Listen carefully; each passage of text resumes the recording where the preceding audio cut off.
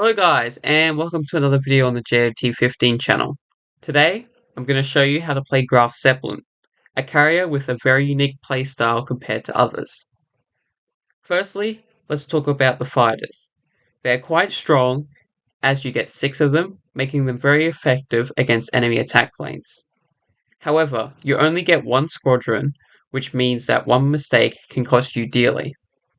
This is particularly problematic due to the 48-second maximum reload time, which is almost double the reload time of the next longest squadron.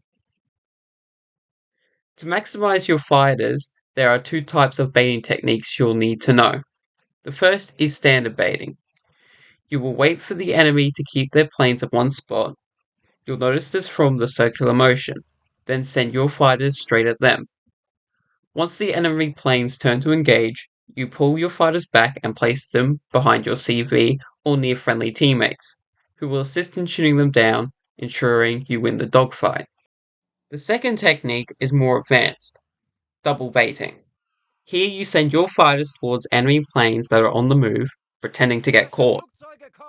The enemy will often pull their planes back towards their CV. Once they start turning, you pull your fighters back as well as position them behind your carrier.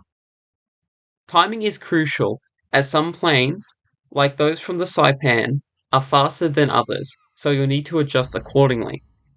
Unfortunately, as shown in this clip, there are numerous fighter bugs that you can't do much about, but they're worth keeping in mind. Now let's move on to the bombing aircraft. Your dive bombers use AP bombs and can citadel all classes, but they are most effective against CVs and cruisers.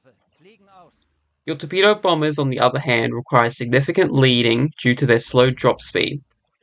Their spacing also makes it very difficult to land all 5 hits, and they have the lowest flooding chance among all CV torpedo bombers. Both your dive and torpedo bombers have some of the lowest squadron capacities, which brings us to slot upgrades. In slot 1, I personally recommend Carrier Hangar Modification 3 due to the limited number of reserves available. However, given the lengthy reload times for all squadrons, Ground Service Modification is also a strong alternative. While Fighter Mod is an option, I believe it's unnecessary, as you can dominate nearly all fighters at this tier in a 1v1 engagement, with the exception of Saipan. Ultimately, I suggest playing a few games without a slot 1 upgrade to experiment and determine which option aligns best with your playstyle. For the second slot, propulsion modification, and in the final slot you can choose between steering gear or concealment. Personally, I prefer concealment for easier retreating during unfavorable engagements and for repositioning more effectively. As for the supplies, stick to the standard loadout for a CB, preventive maintenance, aviation fuel, and supply pack.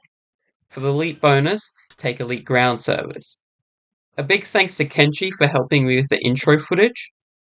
Now, let's dive into an example of a good Graf Zeppelin game.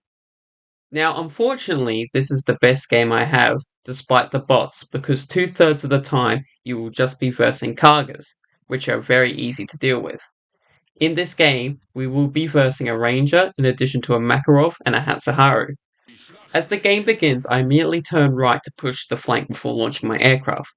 The right flank is ideal because I have a non-bot battleship there to tank, and the A point on this map is particularly dangerous due to all the islands that you can get ambushed by and provide the enemy with solid cover. In the first engagement, I decide not to try and bait the Rangers fighters. It's challenging to bait fighters this early in the game, and I want to focus on executing my first bombing run. Additionally, I know my fighters can handle his in a direct confrontation.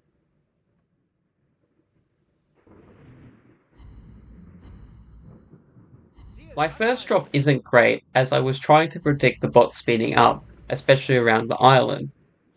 Now typically here I would stop and position myself behind this island, as I know that I do not want to expose myself to the enemies just yet.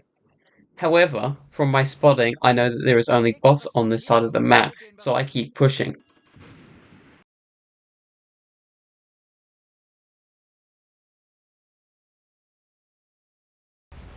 While engaging this enemy bot DD, I noticed the enemy Rangers plane circling, signifying the perfect opportunity to try and catch them. I successfully catch them, positioning my fighters behind my carrier to destroy them. At the same time, we finish off the bot and I launch my next squadrons. I send the dive bombers to finish off the Andrea Doria and the torpedo bombers to try and flood the full health Nagato. Around this time, the Rangers start sniping my carrier, clearly frustrated with me. Despite this, I continue firing at the Nagato while positioning my fighters overhead for defense.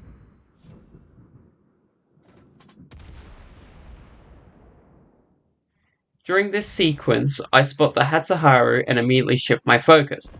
My first salvo unfortunately suffers from a significant amount of dispersion. Thank you, game. As the Hatsuharu begins to turn, I activate my radar and slow down to anticipate and dodge any incoming torpedoes. I also use my secondary boost and precise aim as the situation is dangerous and I need to eliminate this destroyer quickly. Predicting that torpedoes have been launched, I accelerate again, but none arrive for some reason. My next salvo finishes him off.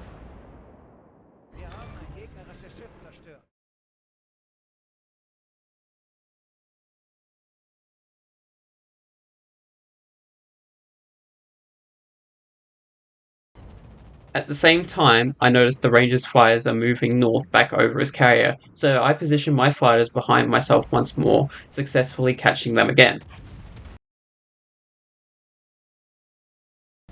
As I continue firing on the Ranger, I manage to secure the big caliber achievement.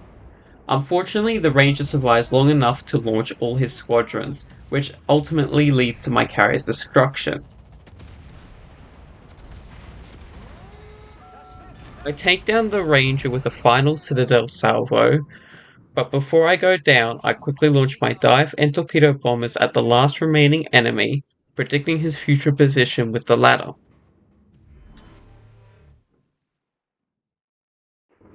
Although I succumb to the fire damage, I manage to take down the Makarov with me, ending the game and earning a VP. I finished with 92k damage, a clear sky achievement with 22 plane kills. Thanks for watching, and I hope this guide was helpful. See you in the next one. JT15, out.